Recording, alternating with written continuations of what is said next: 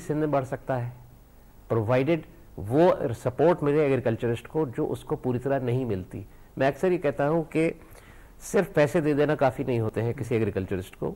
آپ کو یہ معلوم ہونا چاہیے کہ یہ جس قسم کی فارمنگ کر رہا ہے اس کا ٹوٹل پیکج کیا ہونا چاہیے. اس کو بیج پہ کتنا چاہیے گا, فرٹیلائزر پہ کتنا چاہیے گا, پیسٹیسائڈز پہ کتنا چاہیے گا, اس کو پیکنگ مٹیریل کتنا چاہیے گا, اور کتنے پیریڈ میں یہ ساری کراپ تیار ہوگی. تو وہ جتنا ٹوٹل پیکج ہے آپ کو وہ دینا چاہیے. So you have to really develop sector specific within the agriculture sub sector specific packages, loan packages. Baig صاحب سے خاص طور پہ کاٹن کے حوالے سے بات کریں گے کہ کاٹن کی پروڈکشن اور کنزمپشن میں آف کورس ہم گیپ دیکھ رہے ہیں کوئی 2 to 3 ملین بیلز کا.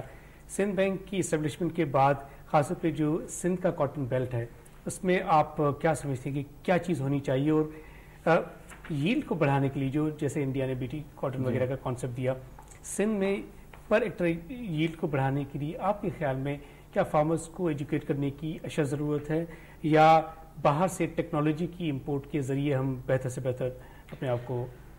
خلیل دیکھیے بی ٹی کاٹن کا جو بڑا اچھا مطلب ایکسپیرینس رہا ہے. آپ ہم پڑوسی ملک کی طرف اگر آپ دیکھتے ہیں تو ان میں بہت زیادہ اضافہ ہوا پر ایکڑ ییلڈ کے اندر مطلب, اور ہم اگر اس کو یہاں پاکستان میں کچھ علاقوں میں اس کا ایکسپیرینس کیا گیا جو بڑا کامیاب رہا ہے. اور اس وقت ہمارا جو یہ گیپ آ رہا ہے وہ پورا ہو سکتا ہے کہ اگر ہم نئی ٹیکنالوجی کی طرف جائیں. ایجوکیٹ کرنے کی بڑی ضرورت ہے کیونکہ ابھی تک ہمارے فارمرز جو ہیں ان کو, اور پھر جیسے میں نے آپ کو بتایا نا کہ دیکھیے یہ لینڈنگ پہ جو بینک کرتے ہیں بڑے بڑے فارمرز ایک ہوتے ہیں اور ایک چھوٹے ہوتے ہیں جن کے پاس کم ایریا ہوتا ہے. اگر ان کو بھی بینک فائنینس کرتا ہے تو ڈیفینیٹلی اوور آل اس کا اچھے ریزلٹس نکلیں گے. اب بینک کے حوالے سے تھوڑا سا خلیل میں ایڈ کرنا چاہتا ہوں کہ دیکھیے 2 بینک آئے ہیں. خیبر بینک آیا, خیبر بینک کی بیلنس شیٹس اگر آپ دیکھیں گے تو اتنی پازیٹیو بیلنس شیٹس نہیں ہے. پنجاب بینک میں آپ کو پتا ہوا کچھ اسکینڈلس وغیرہ ہوئے پولیٹیکل دباؤ کے تحت کچھ لونز وغیرہ جو کہ بڑے لونز تھے جو دیے گئے. یہاں پہ اس چیز کا خیال کیا گیا کہ بڑے لونز کی بات نہیں ہو رہی ہے. وہاں پہ کن کو فائنینس کر رہے تھے جی, آپ شوگر ملز کو دے رہے ہیں, سیمنٹ ملز کو دے رہے ہیں. تو بینک نے 10 اس طرح کے لون دیے اور نان پرفارمنگ ہوئے تو بینک تو جناب پرفارمنس کی ختم ہو گئی. تو مجھے پوری امید ہے انشاءاللہ کہ بلال صاحب ایک ایکسپیرینسڈ آدمی ہیں کہ ان چیزوں کا بڑا خیال رکھیں گے. اور دوسری ایک چیز میں آپ کو بتلاؤں کہ اکثر یہ ہوتا ہے کہ اگر بینک کے اندر سیاسی دباؤ پہ لون دیے جاتے ہیں تو اکاؤنٹیبل کون ہوتا ہے جی, پریزیڈنٹ ہوتا ہے گا.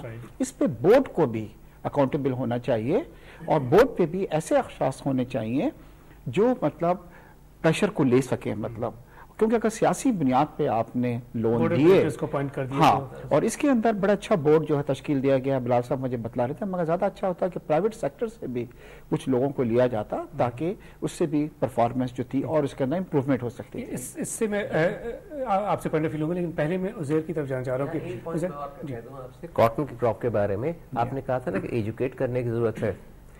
کتنی اہم چیز ہے کہ کاٹن کراپ میں اکثر کیڑا لگتا ہے اور جس کے نتیجے میں اچھا خاصی کراپ کا ایک ہماری ضائع ہو جاتی ہے. بالکل جی. تو اس کا جو ہے دیکھیں نا, جب تک کہ آپ یہ اویئرنیس نہیں پیدا کریں گے کہ بھائی وہ کون سا سیزن ہے جس میں کیڑا آنے کی امید ہوتی ہے اور کون سے کیڑے اب تک وہ ہیں جن کو ہم ایکسپیرینس کر چکے ہیں اور ان کے لیے کون سے پیسٹیسائڈز آپ کو استعمال کرنا ضروری ہے. شاہد صاحب بی ٹی کاٹن جو ہے اس میں یہی خاصیت ہے, اس کو میں لے مین ورڈز میں یہ کہوں گا کہ بی ٹی کاٹن میں ایک طرح کا اس طرح کی صلاحیت ہے کہ اس کے اندر جہاں بلٹ ان ہوتی ہے کہ اس کے اندر کیڑا ویڑا اتنا نہیں رکھتا جس سے بالکل. اور دیکھیں نا آپ نے جیسے انڈیا کی ایگزامپل دی کہ انڈیا نے ودن نو ٹائم 10 ملین بیل سے 30 ملین بیل سے ڈبل ہو گئی ہے ان کو. پہلے جو تھا انڈیا کے بھی کنزمپشن جو تھی کم تھی, اب وہ ایکسپورٹ ہونے کی صورت کے اندر آ گئے ہیں, کاٹن کو ایکسپورٹ کر رہا ہے. پاکستان اس وقت اپنی U S A is the largest producer of cotton, 25 billion American dollar کی انڈسٹری ہے.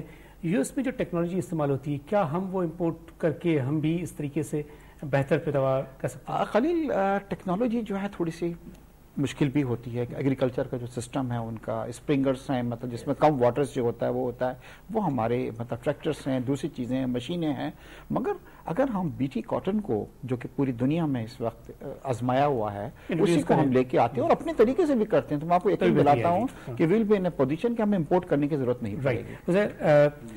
فارما سیکٹر کی پرفارمنس کے حوالے سے آپ سے جاننا چاہوں گا کہ فارما سیکٹر کی پرفارمنس آپ کیا سمجھتے ہیں کہ ان دا ڈیز ٹو کم کیسی ہوگی؟ اگر ہم فارما سیکٹر کو دیکھیں اور لارج اسکیل مینوفیکچرنگ کو دیکھیں تو لارج اسکیل مینوفیکچرنگ کی باسکٹ میں فارما سیکٹر کا کنٹریبیوشن 6.7% ہے, which is really big share.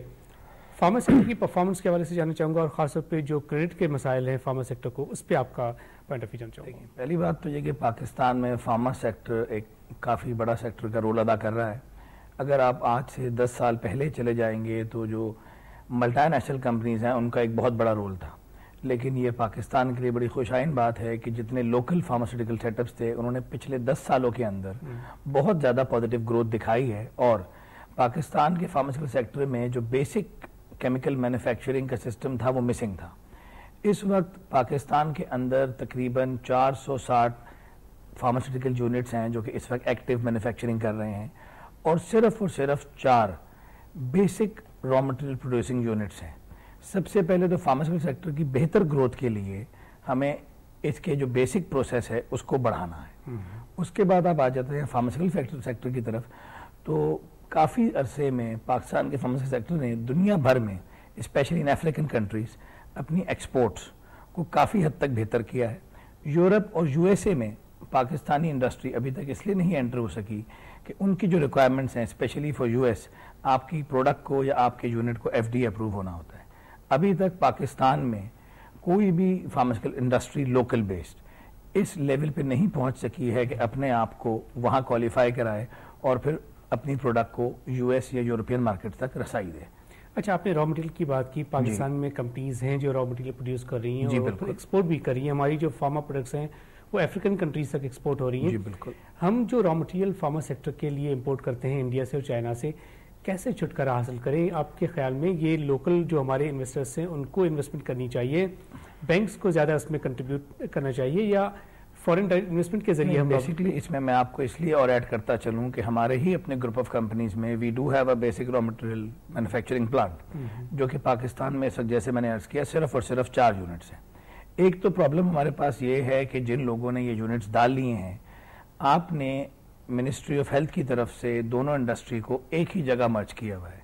جیسے اختیار صاحب سے اگر آپ پوچھیں گے, اختیار صاحب سے, ٹیکسٹائل کے اندر ٹیکسٹائل ویونگ الگ ہے, جننگ الگ ہے, لومز کا یونٹ الگ ہے, اس کے الگ الگ سیگمنٹس بنے ہوئے ہیں, لیکن ہمارے یہاں دونوں کا کام بالکل ڈیفرنٹ ہے, لیکن آپ نے ان کو ایک ہی ڈپارٹمنٹ کے اندر دیا ہوا ہے. نہیں, اس کی شاید ریزن یہ کہ ٹیکسٹائل سیکٹر تو بہت بڑا سیکٹر ہے, ویلیو ایڈیشن ایک الگ ہو گیا, اسپننگ الگ ہو گیا. اسی پہ آ رہا ہوں. اب اس میں ہو یہ رہا ہے کہ جو لوگ آپ کے اس کے لک آفٹر اس کو کر رہے ہیں ان کو نالج فنش فارماسیوٹیکل کی تو بہت زیادہ ہے, لیکن بیسک کی ان کو نالج نہیں ہے.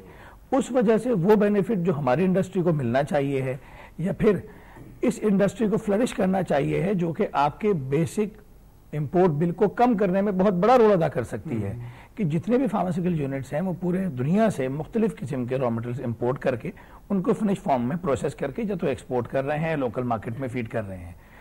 وہ جب آپ کے یہاں پاکستان میں لوکلی مینوفیکچر ہونا شروع ہو جائے گا زیادہ کوانٹٹی میں, اس وقت 2% is only manufacturing in Pakistan. 98% of the basic raw material is being imported دنیا کے مختلف ملکوں سے. اس کو جب آپ بڑھائیں گے تو آٹومیٹکلی اس کا بینیفٹ فارماسیوٹیکل انڈسٹری کو ملے گا اور فیوچر میں پاکستان کی اکانومی کو ملے گا. را مٹیریل ہم امپورٹ کرتے ہیں, زیادہ ڈیپینڈنس ہماری چائنا پہ ہے, انڈیا پہ ہے؟ سب سے بڑی تو چائنا پہ ہے, انڈیا پہ بھی ہے اور یورپ سے بھی ہے, لیکن سب سے بڑا آپ کا سیکٹر اس وقت چائنا ہے. رائٹ. بلال صاحب, پریزیڈنٹ آف پاکستان نے آپ کو ظاہر ہے ایک تو یہ کہا کہ ویمن امپاورمنٹ کے حوالے سے کہ 40% جو ٹوٹل امپلائمنٹ ہوگی ویمن, تو آپ سمجھتے ہیں کہ پریزیڈنٹ صاحب نے جو یہ کہا ہے آپ اس کو کر پائیں گے؟ اس لیے کہ پاکستان میں آپ سمجھتے ہیں کہ ہمارے پاس ایسی ایکسپرٹ اسکلڈ ویمن ہیں جو بینکنگ سیکٹر میں آگے آ کے؟ میں نے اسی لیے اسی چیز کو دیکھتے ہوئے جو آپ کا خیال ہے, میں نے ان کو ریکویسٹ کی تھی کہ اس کو 40 کو 30% آئیڈیا بہت اچھا ہے انشاءاللہ. دیکھیے جہاں تک تو سٹیز کا تعلق ہے, لاہور, کراچی, اسلام آباد, یہاں پہ تو 40% مینٹین کرنا کوئی پرابلم نہیں ہے, مگر وہاں پہ رورل ایریاز میں جہاں پہ شائی ہوتی ہیں, پردہ نشین ہوتی ہیں, وہاں پہ انشاءاللہ. ابھی آپ نوڈیرو کی مثال لیجئے, نوڈیرو میں پاس 9 اسٹاف ممبر تھے, اسے ہم 3 ہم لیڈیز رکھی ہیں. اگر نوڈیرو میں ہم 3 لڑکیاں رکھ سکتے ہیں, ایک کسی اسکول میں تھی, ایک کسی بینک میں تھی, تو ایک نئی لڑکی تھی جس کو کوئی بی اے کیا ہوا تھا, تو میرا مقصد ہے وہ اتنا مشکل ناممکن نہیں ہے, مشکل ضرور ہے. دوسری بڑی امپورٹنٹ بات اشتیاق صاحب نے کی, جو ملک ہمارا موسٹ انڈسٹریز جو فیمس انڈسٹری نے ابھی ڈائریکٹر کے متعلق بات کی, بورڈ آف ڈائریکٹر.